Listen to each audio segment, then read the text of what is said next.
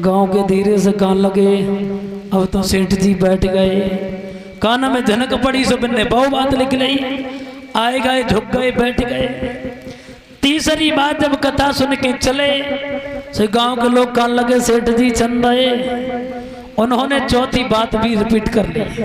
अब तो सेठ जी कथा पंडाल से निकले, आए गए, झुक गए, बैठ गए, चल रहे। चार बातें याद कर ली और वही चार बातें दोहराते रहे। सेठ जी के घर में लोगों ने सोची चलो सेठ कथा में गए, आलसी तो है ही, क्योंकि तुलसी पिछले पाप सो हरि चर्चा न सुहाए, और के काऊ से लड़ी मरे के बांस उठ जाए।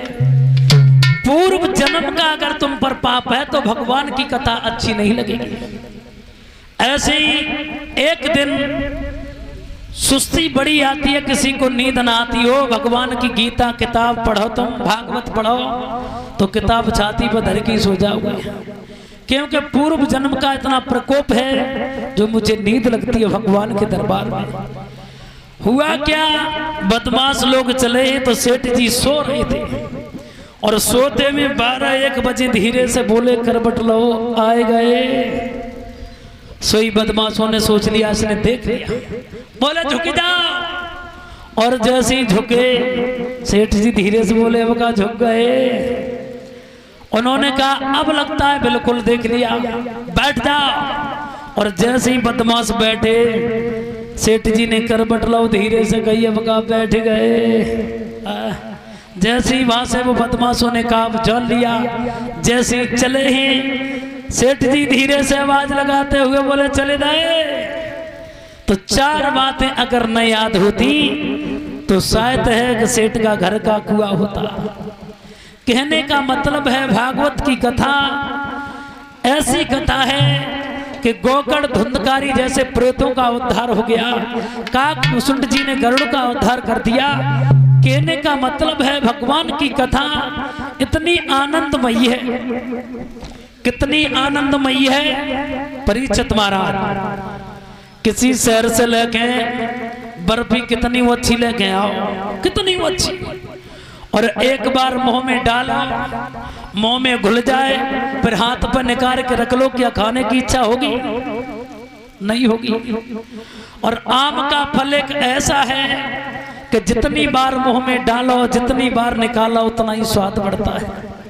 ऐसे ही भगवान की कथा किसी भी भाषा में सुनो, किसी भी शैली में सुनो, भगवान की कथा हमें एक जीवन जीने का नियम सिखाती है, जीवन चलाने का उद्देश्य सिखाती है। भगवान की कथा से हमें एक सत्य मार्ग मिलता है, सत्य पर हमें चलाना सिखाती है। आप लोगों से एक बात पूछना चाहते हैं, कितने लोग शंकर जी के पुजारी, हाथ तो ऊपर करना, तो शंकर जी की पूजा करते हैं? बहुत सुंदर। शंकर जी के परिवार में देखो कितने आनंद से लोग रह रहे हैं। शंकर जी की गर्दन में क्या है परीक्षित महाराज? शंकर जी की गर्दन में क्या है? सर्प। और शंकर जी के छोटे पुत्र गणेश की सवारी क्या है? चूहा। अगर सर्प को कहीं चूहा मिल जाए तो क्या साइमान छोड़ सकते हैं? नहीं छोड़ेगा। उनके बड़े पुत्र कार्तिकेय जिनकी सवारी है मोर, और मोर को अगर कहीं सर्प मिल जाए तो सर्प बचेगा? जिंदा बच सकता है? नहीं बचेगा। दुर्गा माँ की सवारी है शेर, और भोले बाबा की सवारी है नादिया। अगर शेर को कहीं नादिया मिल जाए, जिंदा बचेगा मार हो जाएगा?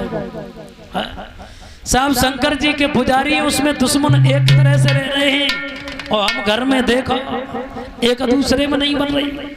और सत्य बात तो ये परीक्षित महाराज, भागवत का अर्थ है भाग धन वत। अपने अपने हिस्सा में बरतता है वो तो भागवत है, और जो दूसरे के हिस्से में जाता है वो भागवत नहीं है।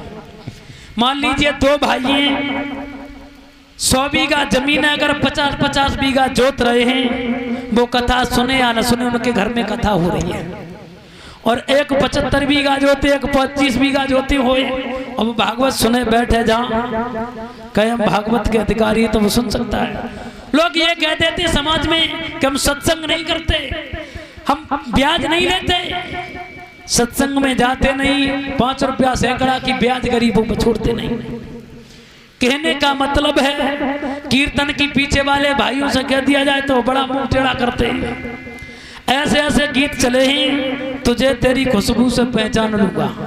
भले आदमी दुनिया के फूलों पर तेरी सत्ता, तू इंसान का जो कुत्ता जो सूंघ सूंघ के पहचानता है। चांद के पार चला, जो बम्बा कृष्णा कर फायर है, मन के लिए चांद के पार चला। एक और गाना में बहुत जल्दी में चल रहा है, ओम भोम देखो दर्राटे काट रही है। क्यों भैया जी, कौन से वेद को गाना है? यही तो कहता हूं कि सत्य बात हमेशा कड़वी होती है। अगर घर का बच्चा पढ़ने के लिए जाता है, 5 बजे आ जाए, अगर 4 बजे छुट्टी हुई है, घंटा में आ गया और अच्छी तरीका से घर है, तो हर माँ बाप चिंता नहीं करते कि टाइम से बच्चा आ रहा है।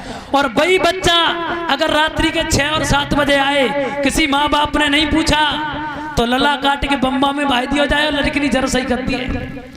मैं ये कहता हूं, भारत का हर न प्रदेश जिम्मेदार है न प्रदेश जिम्मेदार है, केवल बच्चे का घर का अनुशासन ही जिम्मेदार है। आप लोगों से ये कहते हैं अपने बच्चों को निगरानी भी रखो, अपने बच्चों की तलाशी रखो।